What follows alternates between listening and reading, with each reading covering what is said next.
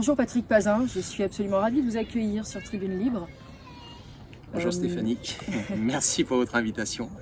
Je voulais savoir quel est votre parcours professionnel. Ah, en fait, je suis un ancien élève de l'ESSEC.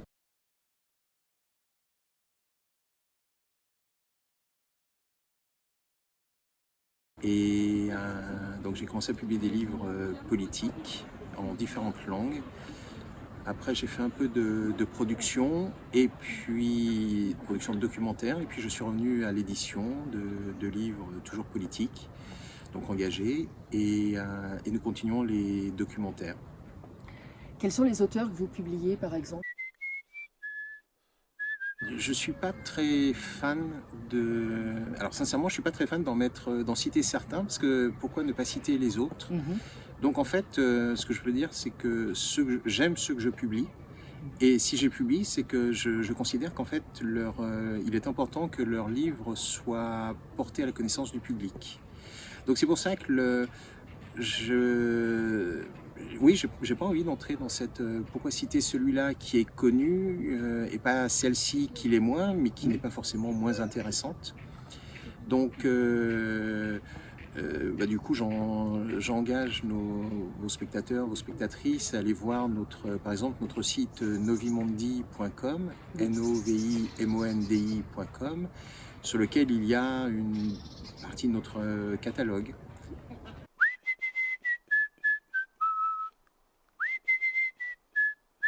Comme ça, chacun pourra se faire son opinion. Absolument, bonne idée. Vous préparez actuellement un documentaire fiction qui s'appelle « Nous pouvons nourrir toute l'humanité », qui est un titre à rebours de ce que nous entendons actuellement dans les médias officiels. Alors, en fait, merci, mais ce n'est pas du tout une fiction.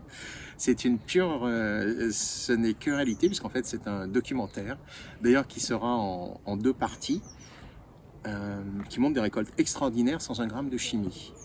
Alors évidemment, nous entendons tout le temps que nous sommes trop nombreux sur Terre, que nous épuisons les ressources, etc., etc. Enfin, bref, si on s'en tient à l'agenda 2030 et au forum de Davos, voilà, globalement, il faut supprimer 90% de la population. Eh bien, l'objectif de ce documentaire que j'ai commencé il y a longtemps d'ailleurs, c'est de montrer que déjà sur le plan alimentaire, agricole, il n'y a aucun problème.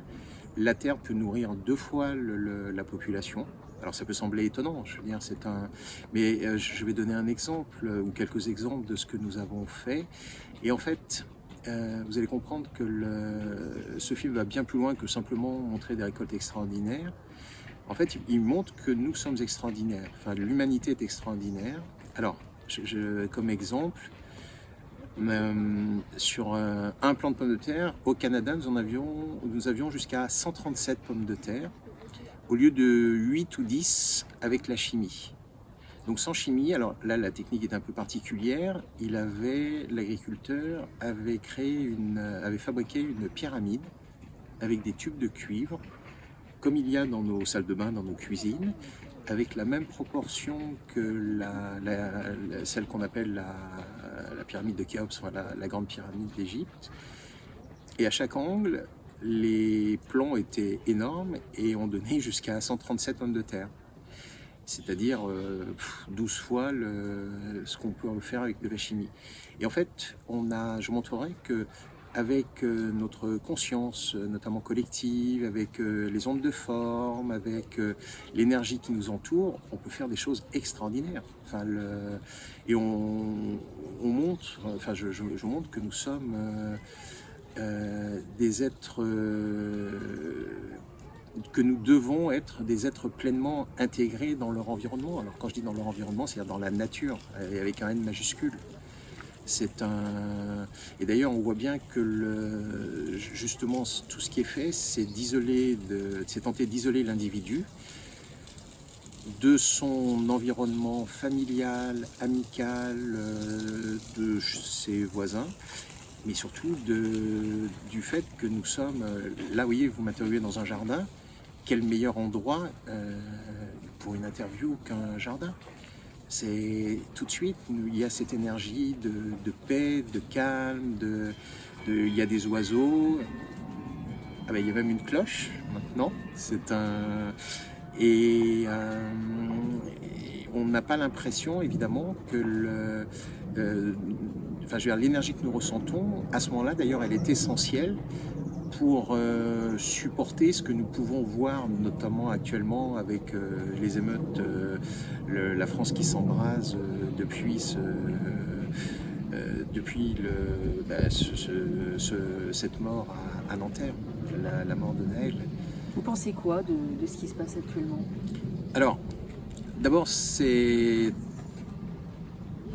on ne peut pas. Enfin, je considère que nous sommes nous sommes encore dans l'événement, donc nous sommes à chaud. Donc toute analyse je pense, est malvenue et prématurée. Néanmoins, j'ai vu ce matin un tweet de Jacques Attali qui disait il est indispensable de respecter l'autorité à tous les niveaux, sur tous les plans. Ben, d'accord, mais encore faut-il que l'autorité soit respectable. Et franchement, ce gouvernement, enfin, je veux dire, ce nouveau quinquennat qui suivait le précédent d'Emmanuel Macron, est-il absolument respectable? Je veux dire, qui n'en doute plus aujourd'hui? Enfin, je veux dire, ça devient indéfendable. C'est-à-dire que déjà un président qui voulait emmerder les non-vaccinés, qui a parlé de ceux qui réussissent et de ceux qui ne sont rien, pas ceux qui n'ont rien. Enfin, il a dit qu'ils ne sont rien. C'est c'est violent. Oui, c'est insupportable. Je veux dire, ça n'est pas exemplaire. Donc, quand Attali dit il faut respecter l'autorité, que l'autorité d'abord donne l'exemple et qu'elle soit exemplaire. Quand la République, dont on nous rebâche les mots, le mot à chaque instant, la République. D'abord qu'elle commence par être exemplaire, cette République, et moi je ne trouve pas, et de toute façon je dis nous sommes, qui la trouve exemplaire? Y a-t-il encore une institution exemplaire? J'ai vu la dernière dont on pouvait penser que peut-être éventuellement, sur un malentendu, la Cour des comptes. Ils viennent de pondre un rapport, et je dis pondre à tous les sens du terme, puisque dans ce rapport, ils expliquent qu'il y a trop de vaches en France. Et que, à cause de ça, nous n'allons pas pouvoir respecter les accords de Paris, et que le climat. On a envie de dire, les gars, reprenez-vous, quoi. Ou alors, il faut vraiment que nous ouvrions tous les yeux. Cette République, elle est définitivement gangrénée ou pourrie par un agenda qui n'est pas bienveillant envers nous, qui ne veut pas notre bien. Enfin, j'irais même jusqu'à dire qui veut nous éradiquer. C'est finalement le virus, c'est nous. Est-ce une fin de cycle? Oui. D'ailleurs, la Ve République, alors évidemment, la Ve République a été créée par Charles de Gaulle pour Charles de Gaulle, mais son premier successeur, donc on va dire le premier président normal, pour reprendre une expression d'un de ses successeurs, le premier président normal, en fait, c'est Georges Pompidou, banquier chez Rothschild, et l'actuel occupant de l'Élysée est un ancien employé de chez Rothschild. Alors, moi j'ai rien contre la banque Rothschild, je veux dire, c'est une banque, donc elle n'est ni plus ni moins respectable que les autres. C'est une banque donc qui est là pour faire de l'argent. En revanche, c'est intéressant de constater que on peut dire que le premier président normal de la Ve République est un ancien de chez Rothschild, et le dernier, peut-être le dernier, nous verrons bien, est un banquier de chez Rothschild. Et on trouve la même chose à la tête de la Commission européenne. Le premier président de la Commission européenne était Walter Hallstein, un Allemand, et depuis, il n'y a pas eu de président de la Commission européenne d'origine allemande, à part Ursula von der Leyen. Alors, est-ce que ce sont des signes? Est-ce que ce sont des... pure coïncidence? Est-ce que nous verrons bien? Mais pour répondre à votre question de est-ce que c'est une fin de cycle, de toute façon, cela ne fait aucun doute, c'est-à-dire que globalement, dans tous les sens du terme, c'est-à-dire les globalistes, les mondialistes, mais globalement, nous sommes à la croisée des chemins. C'est quand on voit le plan Davos Agenda 2030 mondialiste, c'est soit nous sommes confinés, esclaves, etc., etc. Enfin, on voit bien que l'agenda s'accélère, soit au contraire, nous renversons définitivement la table et nous reconstruisons un monde où je n'ai aucun doute que l'âge d'or est possible. Puisque ne serait-ce que quand je vois ce que nous pouvons faire en harmonie avec la nature, ça vous le verrez quand le film sortira, je n'ai pas de doute que l'âge d'or est à notre portée. En revanche, cela nécessite ça n'est pas simple, c'est-à-dire que parce qu'on peut avoir l'impression que finalement, est-ce que l'être humain s'est transformé à travers les âges réellement? C'est-à-dire que oui, il y a eu un progrès mécanique, physique, enfin c'est incontestable. Est-ce que finalement ce progrès ne nous a pas dépassés? C'est-à-dire que finalement, est-ce qu'il n'a pas servi d'ailleurs à éteindre les valeurs humaines? C'est-à-dire que si nous étions autrefois créatures de Dieu, ce qui n'empêchait pas qu'on puisse massacrer des créatures de Dieu quand même, aujourd'hui, que vaut un être humain?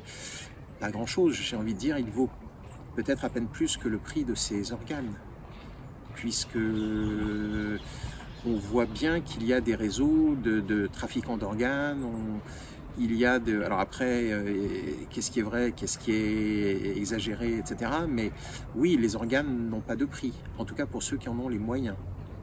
La spiritualité est-elle morte? Non, au contraire.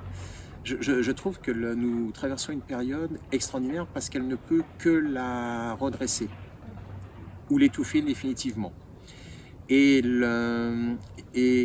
moi, je n'ai aucune hésitation, aucun doute sur le fait que le verre est à moitié plein et pas à moitié vide. C'est-à-dire que et en fait, je le constate parce que ça fait plus de 20 ans que je publie des livres politiques sensibles et je vois l'évolution de la population. Alors oui, je suis encore traité de complotiste, mais bon, d'ailleurs, je les remercie parce que du coup, quand c'est le cas, au moins, on gagne du temps, on gagne de l'énergie, ça n'est pas la peine de discuter. Bon, d'ailleurs, ça peut sembler étonnant, mais en tant que réalisateur, producteur documentaire ou éditeur, je ne suis pas là pour convaincre, je suis là pour délivrer des messages. Enfin, avec nos auteurs, nous délivrons des messages. Après, c'est à chacun de se faire de l'entendre, de ne pas l'entendre, j'ai envie de dire, de faire son miel de ces messages. Donc, est-ce que la spiritualité est morte? Alors, je ne vais pas reprendre la phrase bien connue de Malraux, mais elle est devenue indispensable. Et d'ailleurs, dans les expériences que nous avons faites avec je n'ai pas dit sur les plantes, avec les plantes, c'est pas du tout la même énergie. Donc dans les expériences que nous avons faites avec les plantes, en collaboration, en coopération, bien sûr que la spiritualité est indispensable. D'ailleurs, le cultiver signifie à plusieurs sens, notamment rendre un culte. Et d'ailleurs, chaque fois que j'en ai l'occasion, je montre à des enfants quand ils vont planter des graines que c'est pas un acte anodin, que c'est la vie que l'on donne. Donc c'est pas des graines que l'on ressort d'un paquet qu'on met en terre et qu'on rebouche et puis on arrose. C'est bien autre chose. C'est prendre conscience c'est prendre conscience. Et quand on commence à prendre conscience que l'on donne la vie et qu'on peut donner la vie même quand on est enfant, et que du coup, il ne faut pas écraser les fourmis, etc. Enfin, je veux dire, le vivant. Et la spiritualité est à l'œuvre. Oui, bien sûr. Je l'ai déjà dit dans d'autres interviews, mais quand on sent une fleur, oui, c'est de la spiritualité. bien sûr, parce qu'on est en communion avec quelque chose qui nous dépasse. Vous souhaitiez nous parler de Clara Heger, cette politologue française, enseignante-chercheuse en relations internationales, qui a été candidate en 2022 pour Espoir RIC. Est-elle porteuse de ce monde de demain? Ah, Clara, j'aime beaucoup Clara. En fait, j'aime beaucoup ses qualités humaines. Son humilité, son intelligence et de toute façon, je considère que ça ne peut pas être une personne qui soit, enfin je veux dire, la femme ou l'homme providentiel. Peut-être existe-t-il, peut-être existe-t-elle. Mais en fait, ça n'a pas d'importance parce que, enfin, pour moi, ça n'a pas d'importance. Je considère que il ne peut y avoir d'homme providentiel ou de femme providentielle que parce que nous le méritons. C'est-à-dire que finalement, qu'est-ce qui justifie est-ce que nous méritons réellement d'avoir quelqu'un qui vienne à notre secours? Est-ce que déjà à notre niveau, nous menons une vie, alors sinon d'exemplarité, mais au moins déjà est-ce que nous sommes en paix avec nos voisins, avec nos proches, nos familles? Est-ce que alors oui, on peut estimer qu'un tel ou une telle a dit telle chose, mais est-ce qu'on a bien réagi? Est-ce que je crois que dans les temps d'aujourd'hui, ce qui est d'abord important, c'est d'être en paix avec soi-même, pour commencer. Si l'on est en paix avec soi-même, je ne dis pas que c'est facile, hein, mais si l'on commence à aller dans cette direction-là, c'est déjà plus facile à faire la paix avec son voisin, avec ses proches, et puis au-delà, avec l'autre, de façon générale.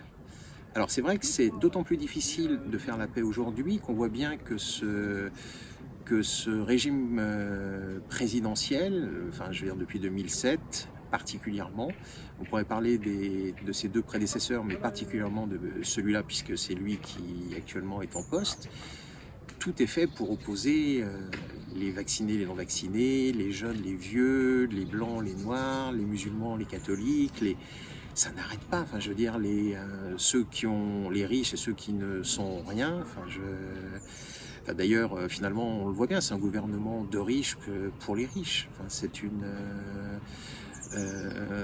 et finalement, on peut se demander si l'élection n'est pas une farce.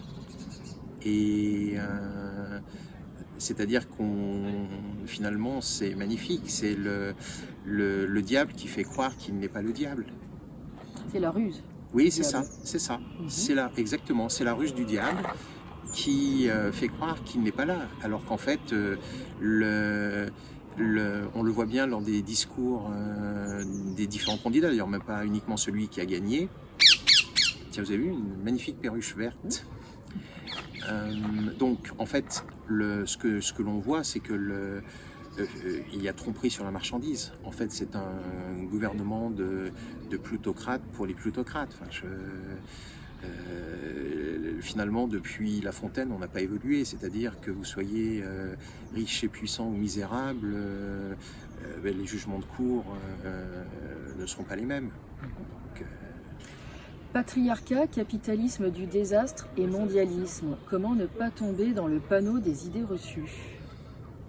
Alors, ça c'est intéressant également parce que, alors, je suis un homme, donc forcément, déjà, je suis disqualifié pour parler de patriarcat, de féminisme, etc., etc. Bon, mais ce que je remarque, c'est que bon, déjà que effectivement, les violences faites aux femmes, ça, c'est insupportable. Et vraiment insupportable. Je veux dire qu'un homme puisse battre une femme, c'est voilà. Et puis le nombre de viols, le nombre d'inceste, etc., etc. Là, effectivement, c'est un vrai problème. Et je trouve que justement, nous allons dans le sens contraire, c'est-à-dire que au lieu de poser le problème et de dire ça n'est pas acceptable, finalement, l'OMS, dont on ne peut que considérer que nous devons nous en éloigner le plus vite possible, veut sexualiser les enfants quasiment dès la naissance. je le redis, l'OMS veut sexualiser les enfants dès la naissance. Donc en fait, ces gens sont forcément des pervers pédophiles. Enfin, je veux dire, le projet mondialiste, c'est de toute façon, enfin, quand on voit les images qui sont sorties de l'ordinateur d'Hunter Biden, le fils de Joe Biden, c'est insupportable ce qui est fait aux enfants, ce qui est fait aux femmes. Donc en fait, c'est pour ça que cette notion de patriarcat, matriarcat, je trouve qu'elle est faite pour distraire, pour opposer. C'est la même chose que les noirs contre les blancs, etc., les vieux contre les jeunes. Voilà. En revanche, ce qui est fondamental, c'est que on se met tous ensemble, quel que soit ce que nous sommes, pour trouver un mode pour partager cette planète, en fait. Parce que et je trouve que de taper sur le patriarcat n'est pas une solution. Le matriarcat n'en est pas une autre. Alors on me dit oui, mais les femmes, si les femmes dirigeaient le monde, ce serait un autre monde. Alors, sans doute si elles commençaient par renverser le capitalisme, parce que je pense que la cause profonde n'est pas le matriarcat, le patriarcat ou autre chose, c'est d'abord le capitalisme.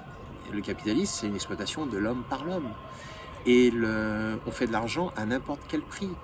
Et n'importe quel prix, ça veut dire des gens qui meurent de faim, des sans-abri. Il y a un rapport de l'UNICEF en septembre dernier, donc ça n'est pas très vieux, qui constate qu'en France, il y a 42 000 enfants qui sont sans abri. On ne parle même pas de ceux qui sont en famille d'accueil, on parle de 42 000 enfants qui dorment dans la rue, en fait.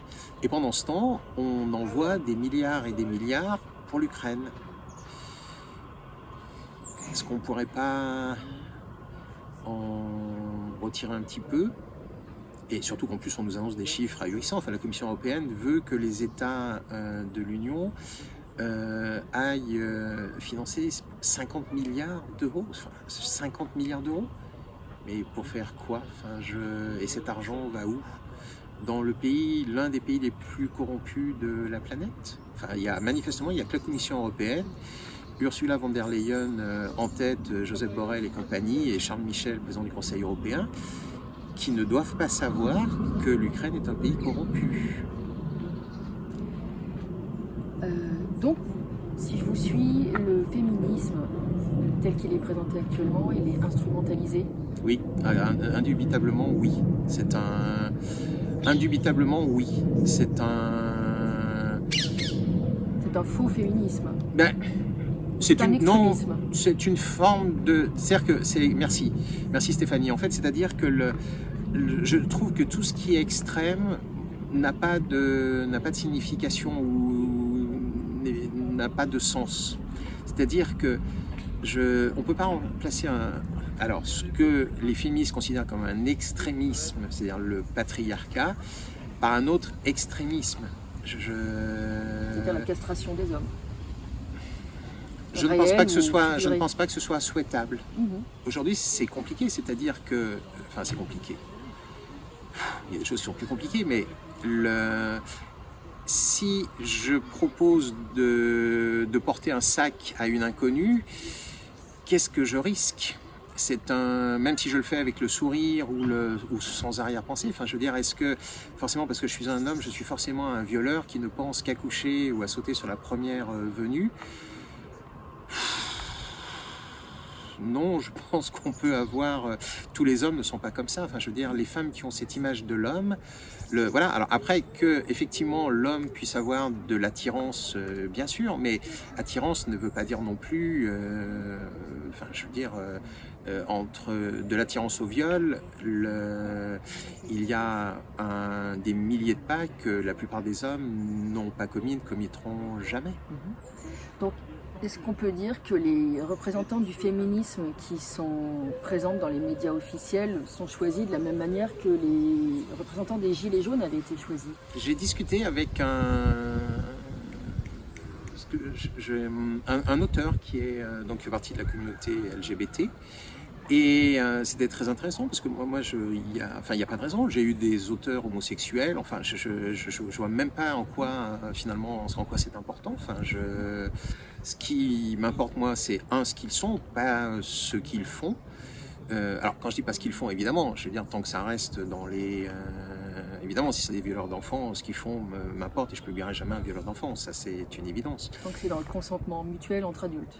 Voilà, les adultes font ce qu'ils veulent, mais justement, je discutais avec un auteur, justement, je suis très intéressé par ce qu'il a écrit, et lui trouve que ça va beaucoup trop loin, c'est-à-dire qu'il va y avoir un retour de bâton qui a déjà commencé, d'ailleurs on le voit aux États-Unis. En plus, on le voit, il y a des séquences dans les écoles, sur les enfants.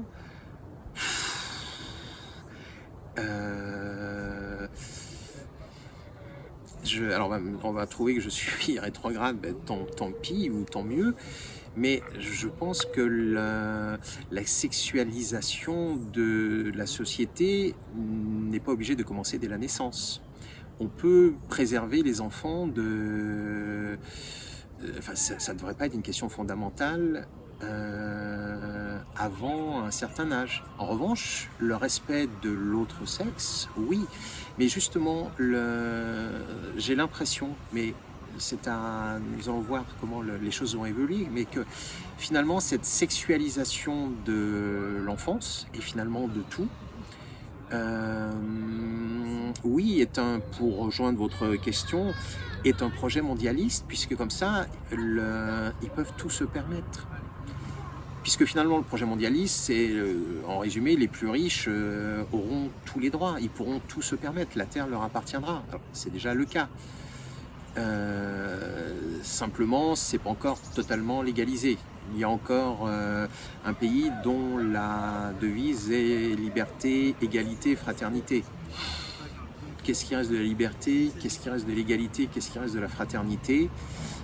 Eh bien, il restera ce que nous allons décider d'en faire. Mais aujourd'hui, on s'approche du fond. C'est indubitable. Quelles sont les élites pédocriminelles qui étaient présentes sur les listes de Jeffrey Epstein, selon vous? C'est de toute façon,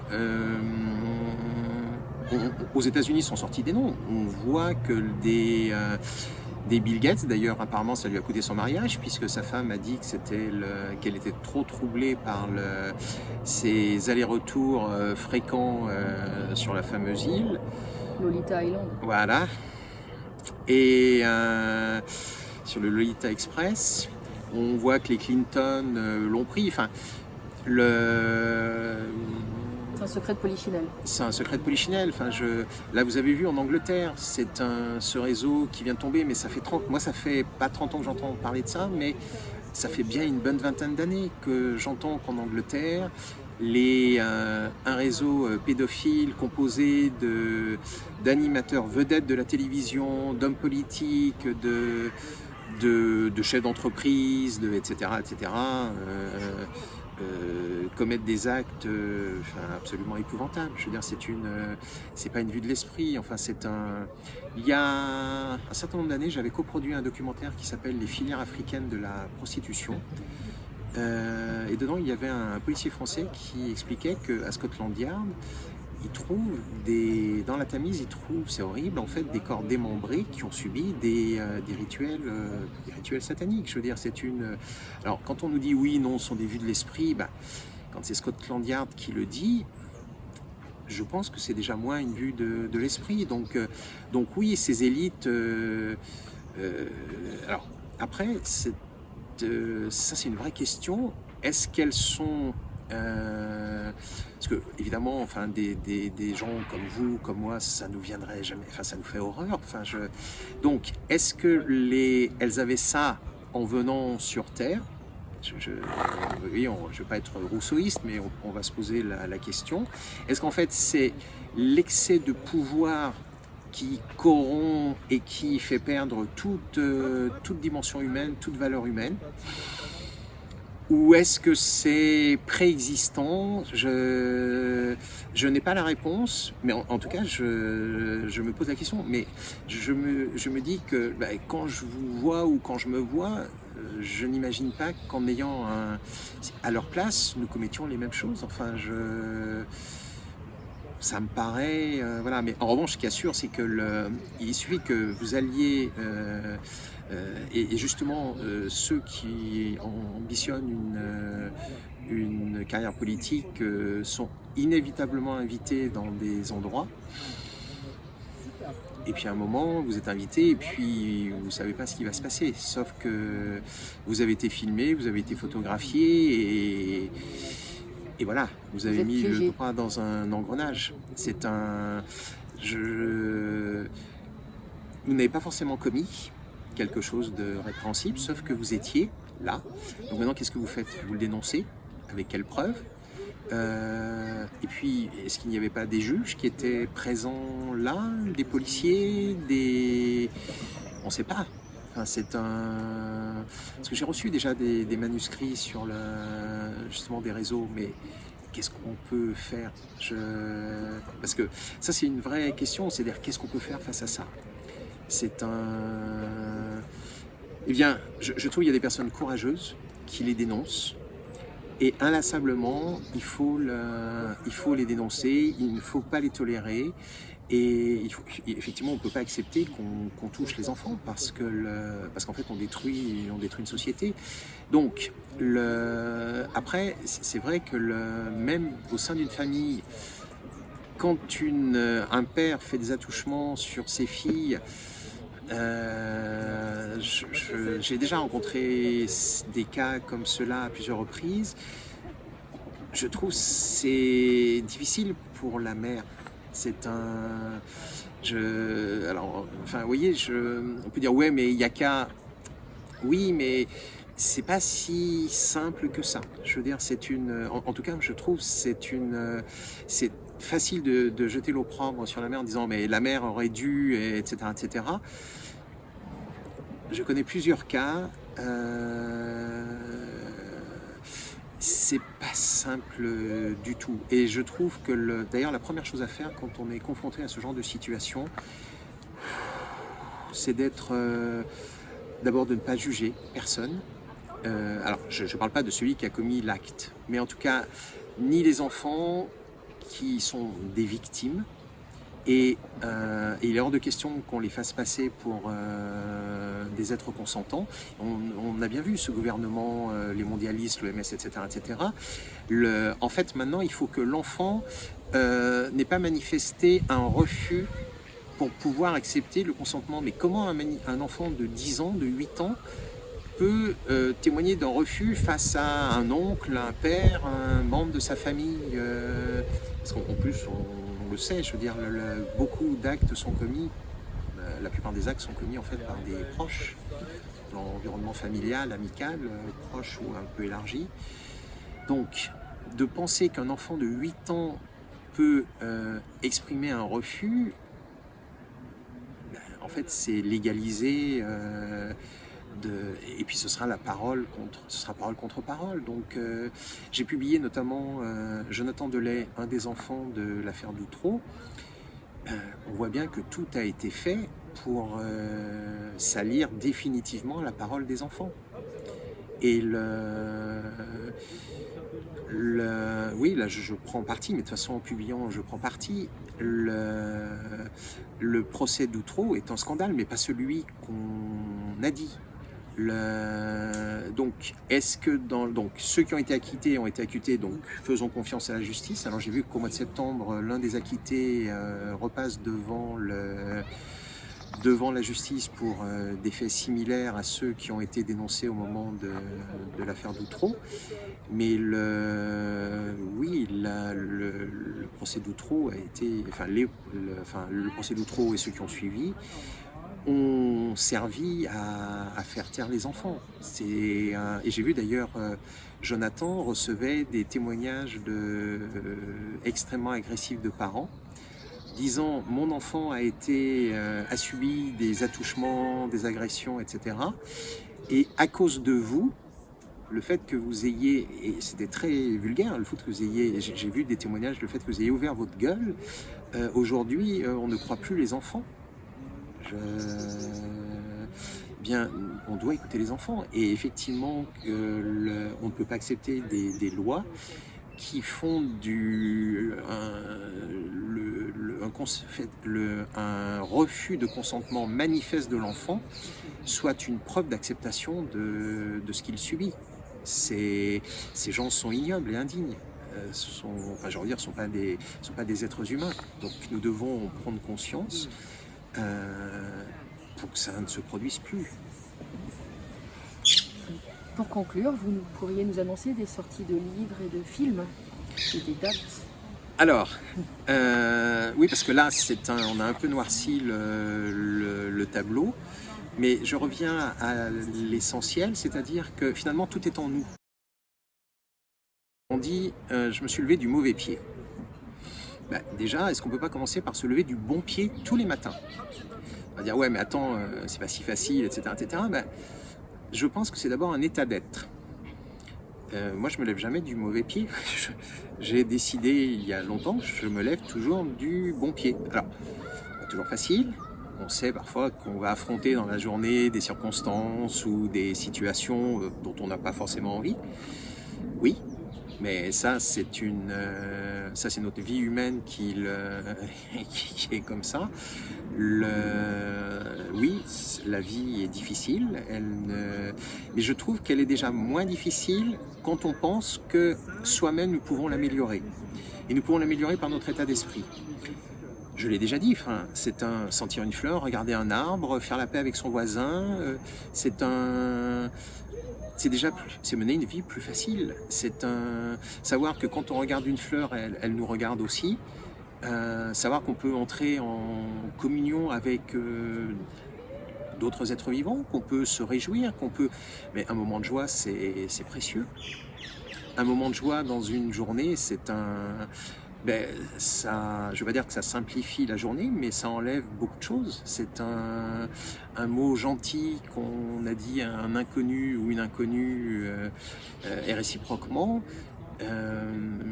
Voilà. Donc en fait, la première chose, je considère qu'en fait, finalement, nous sommes responsables de notre vie. Oui, il y a des circonstances. Oui, pour par exemple les non-vaccinés qui sont méprisés par leur famille, où tout le monde est vacciné, ils sont pris pour des débiles, pourquoi pas antisémites, blablabla, enfin avec tout ce qu'on a entendu comme bêtises, anathèmes, etc., etc. Je ne dis pas que c'est facile, mais finalement, les difficultés nous permettent de progresser. Alors parfois, oui, c'est trop. C'est trop. Il y a trop de difficultés et on voit pas de porte de sortie. Et ce que j'aimerais dire, c'est que même si on ne voit pas de porte de sortie, peut-être attendons encore un petit peu. Peut-être que il va y avoir une porte de sortie et puis croyons qu'elle va arriver. Alors, ça ne veut pas dire que il y a un proverbe arabe. Alors, on va pas faire de provocation, mais puisque il faut opposer forcément tout le monde à tout le monde. Il y a un proverbe arabe qui dit prie Allah mais attache ton cheval. Et donc ça veut dire que on est responsable de ce que nous vivons. Alors encore une fois, les circonstances ne sont pas toujours faciles et finalement, je dirais que la vie est mouvement. La vie est mouvement. Donc c'est vrai que tant qu'on est dans le mouvement, on sent de la vie. Donc c'est vrai, encore une fois, parce que je veux pas, d'abord c'est hors de question de donner des leçons parce que là je ne parle que pour moi. Oui, bien sûr, j'ai traversé des difficultés. Mais je citerai ce haïku japonais que beaucoup connaissent, donc tomber 7 fois, relever 8, ainsi va la vie. Alors si on analyse, en fait, c'est pas possible parce qu'on ne peut pas se relever 8 fois si nous sommes tombés 7 fois. Si nous sommes tombés 7 fois, on peut se relever que 7 fois. En fait, on comprend bien ce que cela signifie. Et j'ai envie de terminer là-dessus, que toujours, nous nous relevions, que ce soit individuellement ou comme peuple. Et malgré ce qui se passe aujourd'hui, je n'ai pas de doute que les forces pour nous relever sont déjà à l'œuvre, puisqu'en fait elles sont en nous. Merci beaucoup. Merci Stéphanie. Merci pour votre invitation. Vous voulez pas ajouter des dates de sortie de livres ou de films? Oui, c'est-à-dire que oui et non, mais Il y en a bien sûr. quelques-uns ou... De toute façon, là maintenant, nos prochains livres seront en septembre. Le prochain film, ce sera, alors en fait, qui sera en 2 parties. Nous pouvons nourrir toute l'humanité. Mais en fait, j'ai pas envie de faire de publicité pour ce que nous faisons. Nous allons suivre ça sur Novimandi. Oui, c'est ça. .com. Voilà, novimandi.com. Allez voir sur novimandi.com. Ce qui est important, effectivement, c'est d'abord de sentir que l'on n'est pas seul, de réfléchir, d'aller lire des livres, les nôtres et ceux d'autres éditeurs, de réfléchir, en fait, de ne pas être prisonnier du carcan qu'on nous impose petit à petit, où on voit bien d'ailleurs, il y a une vérité officielle et tout est fait pour qu'à partir du 1er septembre, c'est-à-dire, c'est même pas après-demain, c'est demain, sur les réseaux sociaux, plus une voix dissidente ne puisse s'exprimer. Enfin, ils sont en train de supprimer de nous supprimer, quoi, et de supprimer la vie. Mais la vie sera plus forte. Ah, mais la vie sera plus forte, ça c'est une évidence. Et d'ailleurs, c'est bien pour ça qu'ils sont obligés de prendre des mesures de plus en plus drastiques et de plus en plus coercitives, jusqu'au boutiste. Ensemble. Pardon. Ensemble. Oui. Ben, nous allons nous en sortir. Ah oui, mais de toute façon, ça ne peut être que collectif. C'est-à-dire que c'est pour ça que tout à l'heure, j'ai répondu à votre question sur l'être providentiel qui va nous sauver. C'est nous, c'est soi-même. Commençons par soi-même. Et en fait, ce qui est extraordinaire, c'est que quand on aura compris que nous sommes tous des êtres providentiels, écoutez magnifique chant des oiseaux. Bien sûr. Nous écouterons les chants d'oiseaux. Nous sommes tous des êtres providentiels. Merci de me l'avoir fait dire. Merci Patrick Pazin.